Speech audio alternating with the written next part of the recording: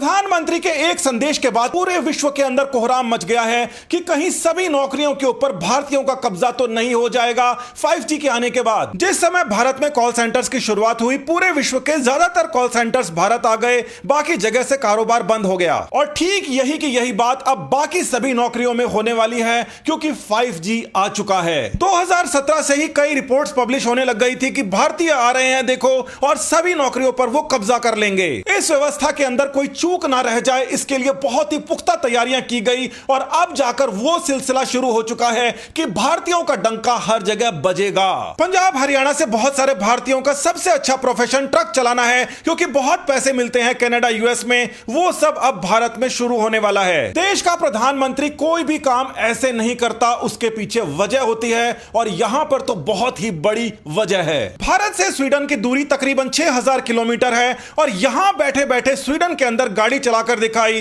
प्रधानमंत्री मोदी ने। सभी इस बारे में सवाल पूछ रहे थे कि ये जो टेक्नोलॉजी है ये भारत की तो है नहीं, क्वालकॉम की टेक्नोलॉजी है, तो भारत के अंदर मोदी उसका प्रचार क्यों कर रहे हैं? और जब कारण सामने आया तो सबके होश उड़ गए। प्रधानमंत्री की इतनी दूरदर्शी सोच थी, जिसके लिए कई साल इंतजार किया गया। अब गांव के अंदर बैठे लोग भी शहरों में काम कर सकेंगे बिना घर छोड़े। हर छोटे शहरों गांव के अंदर बड़े बड़े सेंटर्स बनेंगे, जहां पर ड्राइवर बैठे होंगे और गाड़ियां चल रही होंगी बड़े शहरों में। कुछ ही समय पहले भारत सरकार ने पॉलिसी बनाई थी कि ड्राइवरों के बिना गाड़ी नहीं चलेगी। उसका मतलब अब सामने आया है। 100-200 किलोमीटर या फिर 5000-6000 किलोमीटर दूर बैठ के ड्राइवर चलाता है, उसको ड्राइवरलेस कार नहीं कहते। ड्राइवरलेस वो कहते हैं कि गाड़ी में बैठे और आपने लोकेशन डाली, पहुंच गए। उसके लिए बिल्कुल मनाही है, वो खतरनाक है। सितंबर 2020 के अंदर अमेरिका में स्टडी की गई थी कि 5G के आने के बाद 46 लाख नई जॉब्स अमेरिका में क्रिएट होने वाली हैं, और वो सभी जॉब्स जो अमेरिका के अंदर क्रिएट हुई है 5G के चलते,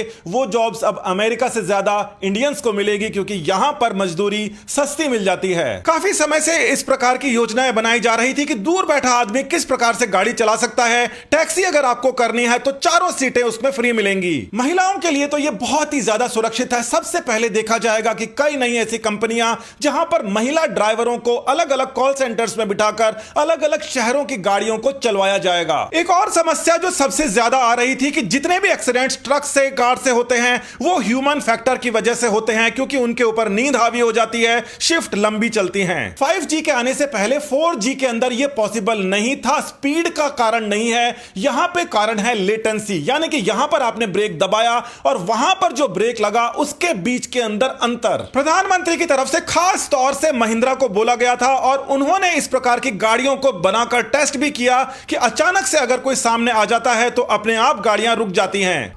ये मैंने ब्रेक अप्लाई नहीं करे, गाड़ी ने अपने आप ब्रेक अप्लाई किए हैं। पहली बात तो दूर बैठे आदमियों की शिफ्ट के ऊपर नजर रखनी आसान रहेगी, क्योंकि उनका जो टाइम है उसको मॉनिटर किया जा सकता है, किसी पर थकान नहीं होगी। दूसरी बात, इस प्रकार की प्रणाली आने के बाद में अपने आप गाड़ियों से एक्सीडेंट होने बंद हो जाएंगे। 4G से 5G के अंदर जाना केवल और केवल स्पीड बढ़ाना नहीं है, ये एक बहुत ही बड़ा रेवोल्यूशन है, जिसकी तैयारी कई सालों से चल रही थी। 2G के बाद 3G आया, 4G आया, सबने कहा कि स्पीडें बढ़ गई हैं, वीडियो देख सकते हैं, मगर इसके अलावा क्या?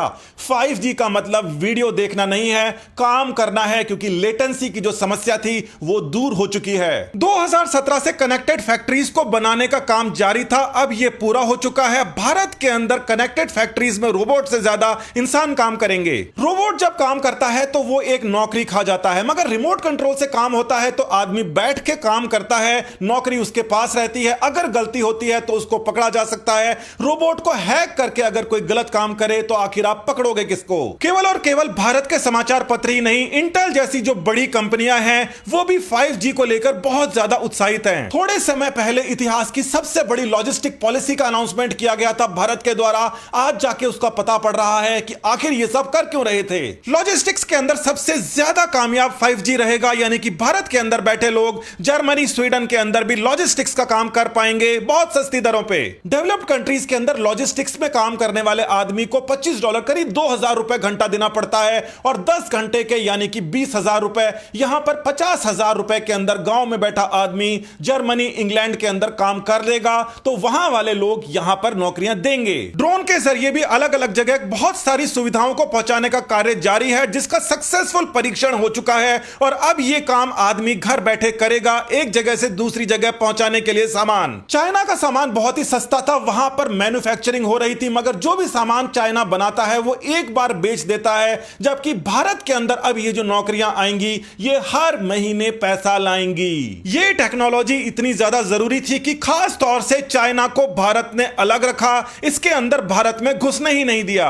हमारे पास चाइना की तरफ से समस्या आ सकती थी कि जो हमारे नेटवर्क हैं उनको परेशान कर दिया जाता, यहां पर जो बैठे काम बाहर कर रहे हैं उसके अंदर रोड़ा अटकाया जाता। इसीलिए पहले से स्टेप उठाकर भारत सरकार ने चाइना को इसमें एंट्री करने ही नहीं दी कि सारा काम हम खुद कर लेंगे, आपकी जरूरत नहीं है। बार बार जब मोदी ये कहते थे कि पूरा विश्व हमारे युवाओं की तरफ देख रहा है, तब ये सोचते थे कि आखिर ऐसा होगा कब। 5G के आने के बाद में जो भारत की बढ़त थी उसके बारे में प्रधानमंत्री पहले से आश्वस्त थे और इसीलिए देश एक खास दिशा के अंदर बढ़ रहा था। नई नई पॉलिसीज लाई जा रही थी, जिनका आज जाकर सपना साकार हुआ है और आने वाला समय भारत का है। सभी कड़ियां एक के बाद में एक बिखरी नजर आ रही थी, जुड़ नहीं पा रही थी, मगर जैसे ही प्रधानमंत्री ने भारत के अंदर बैठकर 6,000 किलोमीटर दूर कार चलाई, उसके बाद में सबको पता पड़ा कि असली प्लान ये था। नमस्कार, धन्यवाद, जय हिंद।